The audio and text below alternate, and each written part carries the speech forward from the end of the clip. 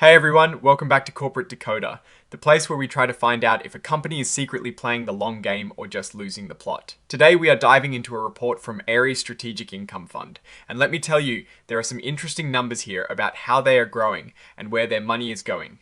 Get ready to uncover the story behind the balance sheets. And hey, if you like getting these insights straight from the source, make sure you subscribe. Also, we have a fantastic community over on Discord, linked in the description below, so come join the conversation. Alright, so what we have here is a current report from Ares Strategic Income Fund, filed on the 20th of October 2025. Think of it as a quick update on their business activity. One of the main things they are reporting on relates to their net asset value, or NAV, for different classes of their shares.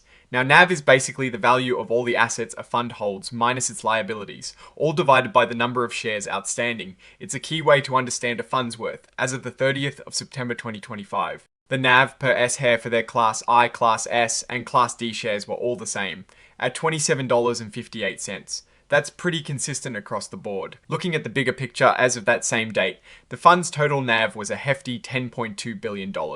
They also had about $19.6 billion in their investment portfolio and around $8.9 billion in debt. This gives us a debt to equity ratio of 0.90x, which means for every dollar of equity, they have 90 cents in debt. That's a pretty common ratio for funds like this. Now, let's talk about distributions. These are the payments that a fund makes to its shareholders, essentially sharing the profits. On the 8th of August 2025, the fund announced their monthly distributions, and they've given us the details for October. For Class I shares, shareholders are getting 21.43 cents per share with no fees taken out. For Class S shares, it's the same gross distribution of 21.43 cents, but after a shareholder servicing fee of about 1.99 cents, the net distribution is 19.439 cents.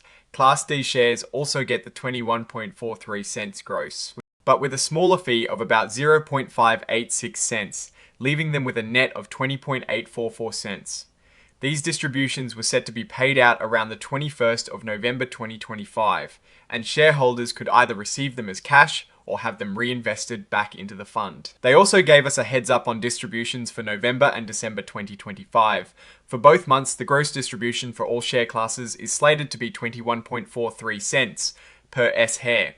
The record dates are the 28th of November and the 31st of December, with payment dates in December and January respectively. The key takeaway here is that while the gross amount is the same, the net amount shareholders receive can differ based on those shareholder servicing and distribution fees, which only apply to Class S and Class D shares, Class I shares. Again, get the full gross amount with no fees deducted. Let's shift gears to their portfolio. As of the 30th of September 2025, Ares Strategic Income Fund had investments in 832 different companies, with a total value of approximately $19.6 billion. Interestingly, about 93% of their debt investments were floating rate. That means the interest they earn on these debts will go up or down with market interest rates, which can be good in a rising rate environment. Breaking down their portfolio by investment type, a solid 82.7% were first lien senior secured loans. This is generally considered the safest type of loan because these lenders get paid back first if a company runs into trouble. They also had 1.7% in second lien senior secured loans, 4.3% in senior subordinated loans, and smaller percentages in things like corporate bonds, collateralized loan obligations, and even some preferred and other equity. When it comes to the industries they are invested in, the biggest slice of the pie, 20.6%, is in software and services. Following that, they have significant exposure to healthcare equipment and services at 11.7% and commercial and professional services at 9.0%. They also have investments in capital goods, financial services, and investment funds and vehicles. This diversification across different sectors is a common strategy to manage risk. Finally, let's look at their offering status.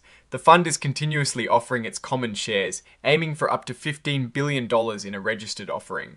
They are also conducting private offerings. As of this filing date, they have issued a substantial number of shares. For the registered offering, they've issued over 102 million Class I shares, bringing in about $2.8 billion over 45 million Class S shares for $1.25 billion and about 28 million Class D shares for $785 million. In their private placements, they've issued a massive 207 million Class I shares for $5.6 billion, with no shares issued for Class S or Class D in these private deals. In total, across registered and private offerings, They've issued over 384 million shares, raising a significant $10.5 billion. The report notes that while the fund doesn't charge an upfront sales load, selling agents might charge fees capped at a certain percentage of the NAV depending on the share class. So, what's my take on all this? Ares Strategic Income Fund appears to be actively growing and managing its portfolio with a focus on senior secured loans, which is a positive sign for stability.